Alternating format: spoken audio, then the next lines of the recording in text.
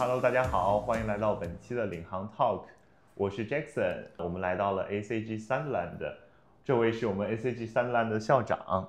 Look, I'm Nathan Villars. I'm the headmaster here at ACG Sunderland. I've been the headmaster here for 18 years. Yeah, it's wonderful to be chatting with you here this morning. Thank you so much. Let's talk about what's the ACG, and can you just introduce the ACG to the international student? Yes. So ACG is a brand. It used to be Academic Colleges Group, and now it's just shortened as ACG. And I know that it's a well-known brand here in New Zealand and in China and around the world. Yeah. And about 6 years ago, we joined another big group of schools called Inspired. But the ACG brand is so strong that very few people around New Zealand and certainly in Asia probably know what Inspired is, but they know what ACG is. So ACG stands for excellence, high quality education. It stands for a brand that can be recognized. So if you say you're a graduate from an ACG school, then hundreds, if not thousands of people around the world understand what that is. And certainly here in New Zealand and other universities, if you say you're a graduate from an ACG school, and again, they understand what that is. So, a school or a group of schools that focus on, academically doing very well, but also have a wide range of sports and drama and music and leadership opportunities as well. So it's a very balanced and a lovely school environment. Yeah. As I know, ACG have a lot of the campus, and what's so special for us for the Sunderland? Yeah. Well, we're the only private school in West Auckland. We are relatively close to the city centre, but far enough away that there is a sort of affordable housing as well for parents that are living here with their children. We're on 9 acres of land here. Yeah. And so it's not a central city school where there's no land. Yeah. We have sort of park-like settings. We've just invested and built a sort of a $10 million new building. And we've invested into our sports facilities as well. So it's a nice, reasonably compact campus here and located in West Auckland.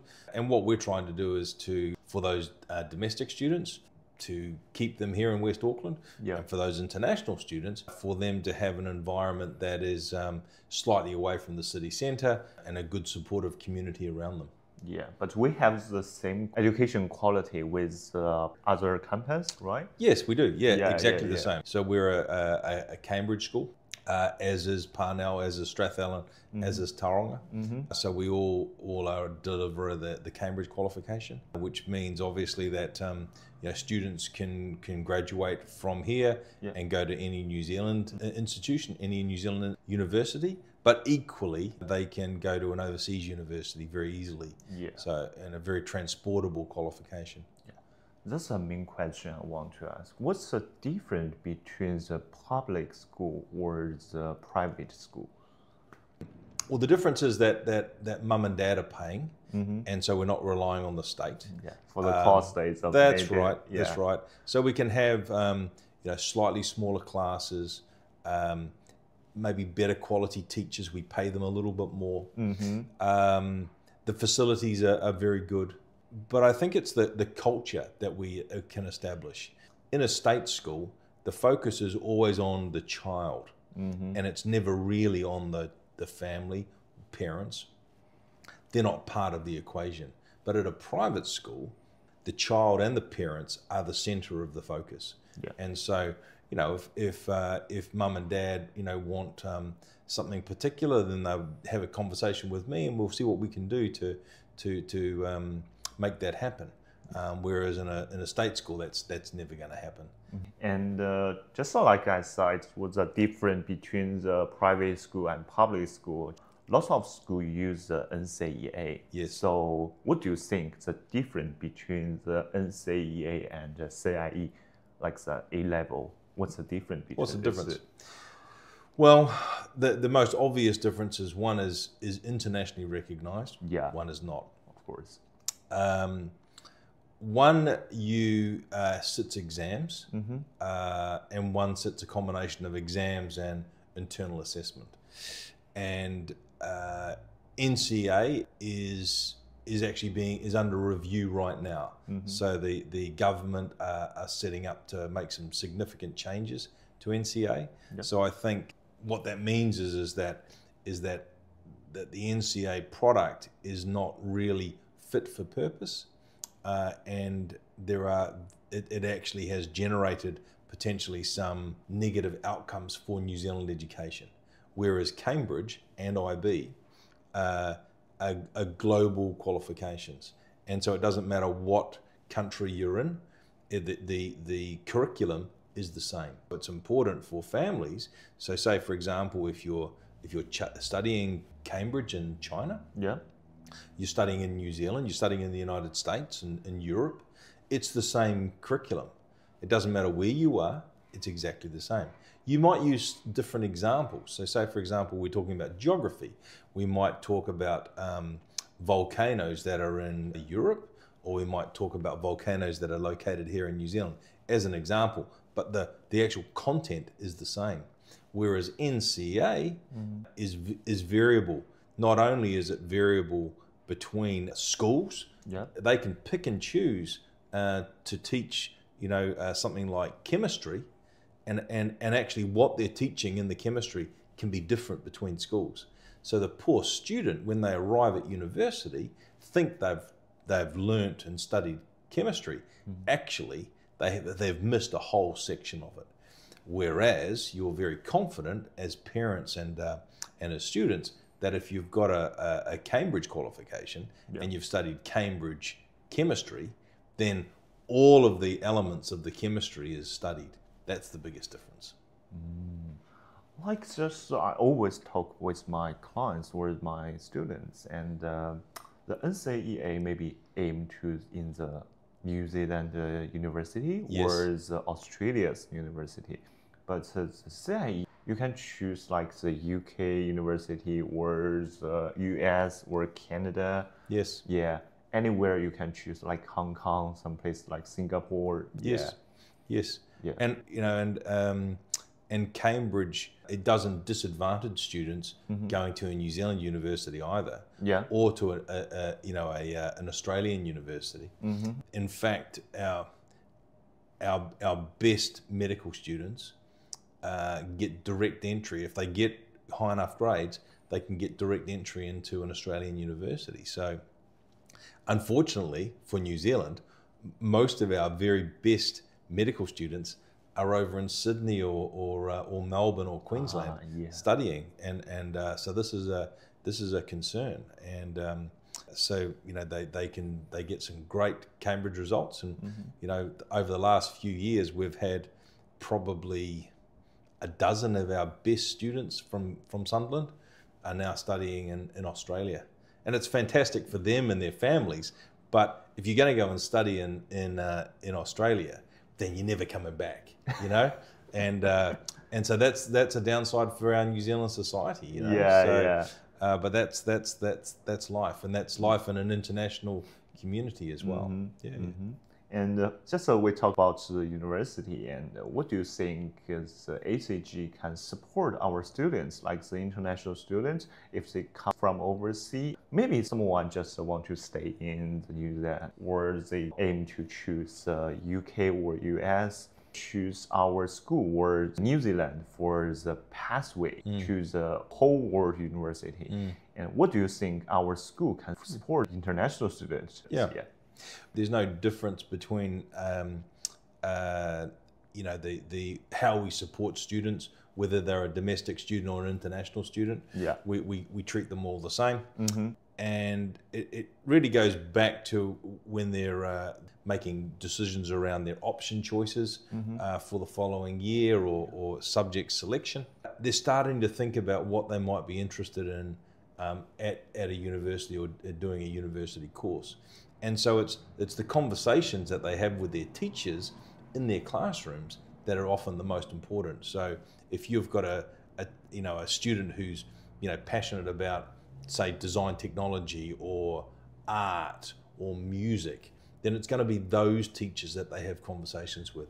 And whether it's art and then they want to go on and do architecture or whatever it is, they then have conversations with our careers support people to make sure that they're taking the right subjects along the way to support their art or their design technology that they need to make a portfolio with.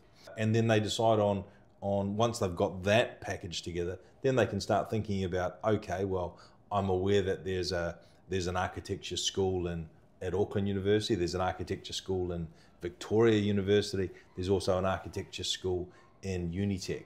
And which one am I thinking about going to and why I might go there?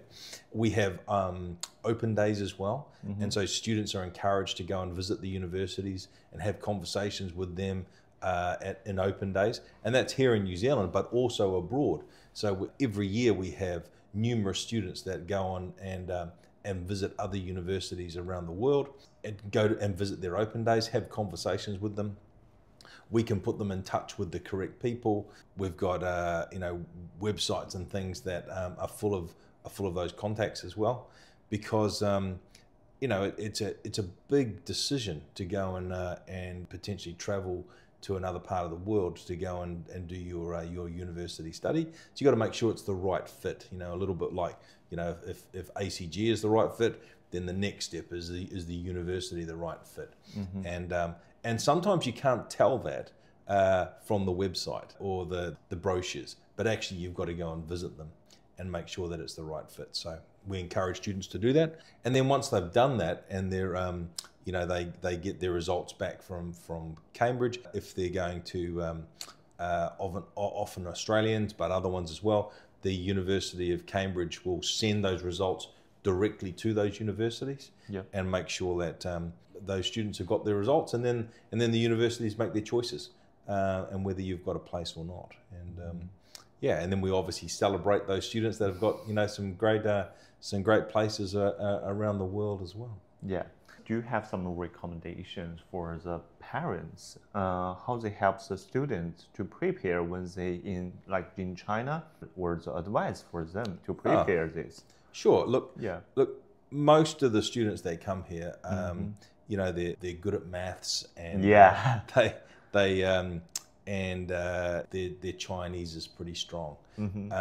The biggest difficulty that most Chinese students have is their English. And so if they can do as much preparation as they can with their English before they come, is the best. And my advice to them is that if it's going to work out and if you can afford it and it's the best thing for your family to actually get your children to come to New Zealand earlier, not later. So students that are arriving here when they're in our year 7, so when they're sort of somewhere between 12 and 14 years old, it's a heck of a lot easier for them to get their English levels up to this level so that they can actually get their university entrance. And not only that, then achieve at university as well. Because all of the other elements for the students is often very strong, but it's their English ability that is the challenge. Maybe the English is the main challenge for them, and very good advice for them. And do you think the Chinese people or the Chinese students come here when they don't need worry about the English? What's the challenges when the new students come here? I would say, we have a number of Chinese children here, and I think that they'll feel pretty comfortable. They'll make friends easily. They can speak, Mandarin in the playground or wherever they are. We teach in English, and we expect students to communicate in English within the classroom. But certainly outside in the corridors, they can speak Mandarin. That's no problem. But I think, there is a difference, and the difference is that China is a huge population, 1.4 billion people, highly competitive, and parents, and students I know, work incredibly hard, go to all sorts of extra classes and everything else. Yeah. Here in New Zealand, it is different, and students have potentially got a little bit more time to do things like music or extra sport or other activities that they want to do. And so coming to New Zealand actually gives them a little bit more variety for their experience as a young person. We've got loads of families that are here. One little boy I was who's a fantastic skier. He's actually skis for New Zealand, and those opportunities for him probably wouldn't be available in China. We've got families that are keen on fencing or karate or a number of other activities, and these are nationally ranked little athletes now, and they're doing really well. So I think that for families, it's an opportunity to maybe expand things rather than being so focused on academics that actually there's a little bit more space and time to have some other activities as well. And that's probably one of the special things about New Zealand. Yeah, like some parents just focus on the academic. Yes. In New Zealand, there are lots of areas like the music, sports, and we already have the equality and facilities for them. Right? Correct. Yeah. Yes. Yeah. Thank you so much. That's Thank you okay. so much for today's. Yeah.